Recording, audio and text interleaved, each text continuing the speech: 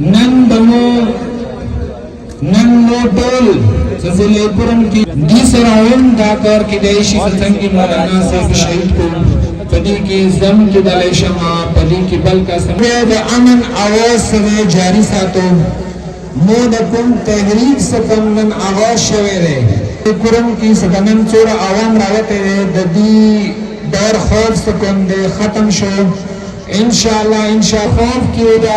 ډېر خلکو پسې فون شوی چې تاسو سره اوس ریکارډ کړئ او دنیا ته دا ثابت کړه چې ضلع کرم خلق سکم دي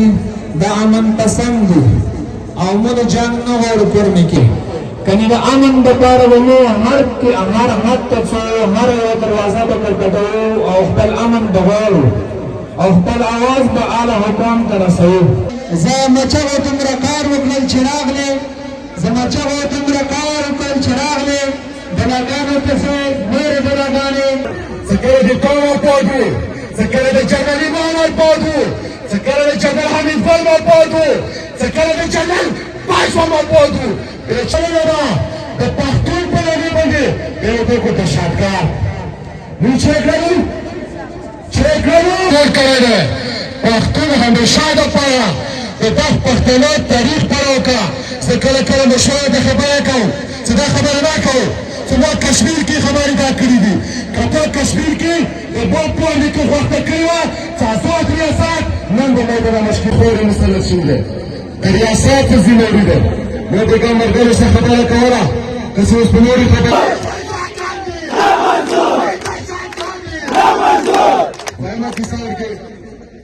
بحاری داری حدود خیلی دی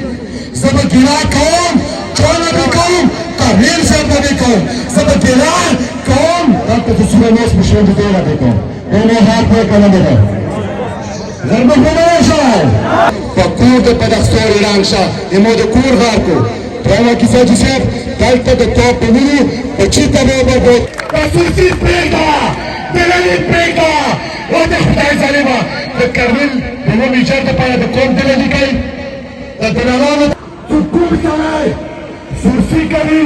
د تو کوم دلني کوي وای پیژندو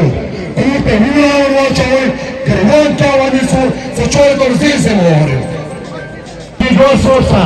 ته نه په پات کې د ټولو پرګري اټول اخیری خبره اوس خپلوي څنګه کوم کې اټول بروزو کنه بروزو صحیح راز پچات کې څنګه پاتې شو پچات کې روزو نه کنه دا خبره شوق پلار بخبر کورخه با مشوره کئی سمیه کئی پرم اخیری خبر بس نستان در کنم که فکر خال پوچات کئی سنتون خال کفاری زبط پاتا چرا ذکر کنم یا وہ خال پوچات کئی اوچا بھی پادشتو دغویل بچات دا کسی دا دغویل بچات کری دی مجید زدطولنا اول د سیاسی مشرانو شکریہ ادا کوم دویم دا لوی سمندر د انسانانو د دوی هم زه د زړه د کومې نه شکریہ ادا کوم محترمو بیانونه وشو بیانونه به کېږي لیکن زد درو خبرو خلیقا علاقینا خلق در بدر کا نقل مکانی وکا آیا دا نقل مکانی مو ویل نکوی یو خبر بدا وضح کو هم عوام تدا خبر کئی تاسو مصر ویل دا حکومت خلاف جنگ نشرکی ہو دې خبرې بلګ وضاحت کو دریمه خبره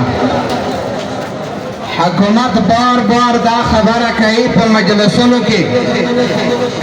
چې تاسو سره اتفاق شته